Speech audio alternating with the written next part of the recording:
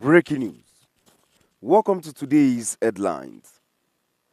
Igbos are the most disenfranchised, marginalized in Nigeria, says Abaribe.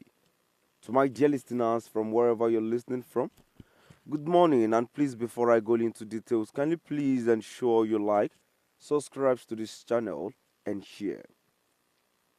Now the details. The senator representing Abia South Senatorial District in Abia State, Eyinaya Abaribe, has claimed the Igbos are the most disenfranchised and marginalized people in Nigeria. Niger News reports that the senator made this known in Abuja on Saturday during a public presentation of a book, The Power of Nothing, Triumph and Trump of People's Voice, in an Ogo written by Ikem Oko Abaribe, who was represented at the occasion of Senator representing Aba North South Federal Constituency on the platform of the All Progressives Grand Alliance (APGA).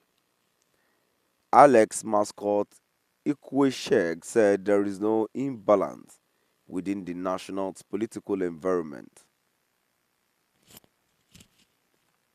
The senator insisted that allocating only 5 states to the southeast is unfair.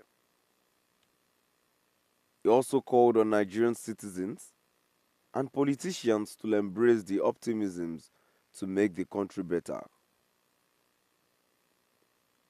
He said, I would like to say a few things about the Igbos.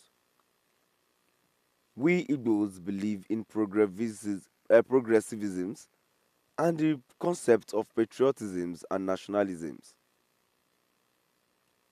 And this is why you will see an Igbo man pack up his bag and leave his village to Bauchi to set up shops, buy a piece of land, build a house, and become an employer of labor.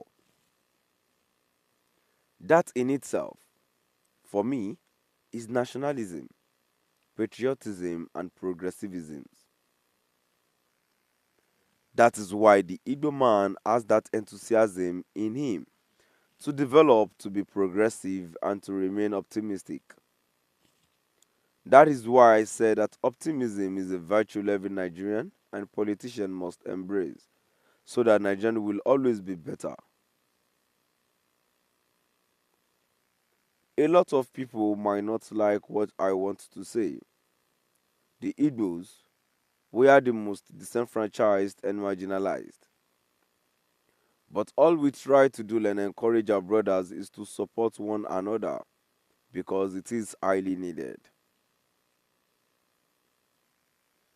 Speaking about the book of Oku, which chronicled the events leading to and after the 2023 gubernatorial election, Abaribe urged Nigerians to engage in politics and government policies. He added, today we are having a conversation about tax reform. It is a subject matter that is on the front burner. If the bill is passed, that means every activity that relates to your business will be affected. So when you say you are not interested in politics, you are doing yourself and family a great disservice. Our president, when he was elected, on the day of his inauguration, made a statement and said that subsidy is gone. Immediately, the effect of that statement became something that has put us in an economic quagmire. This goes to show that politics plays a very intricate role in all our lives. That is why we must be enthusiastic, eager, and receptive to anything that relates to lessons that can be learned from the mistakes of the past. It is only when you identify your problem, you identify the conundrum of the political system, that you can then begin also to identify the clinical solutions of how those problems can be tackled. There are things that happened.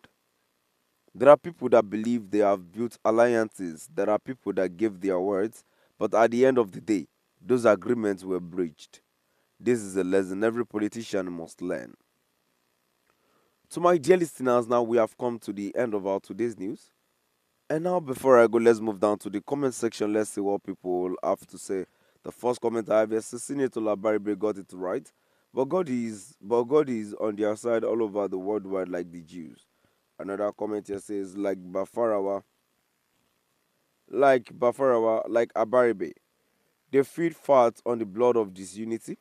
They divide and rule, using all means necessary.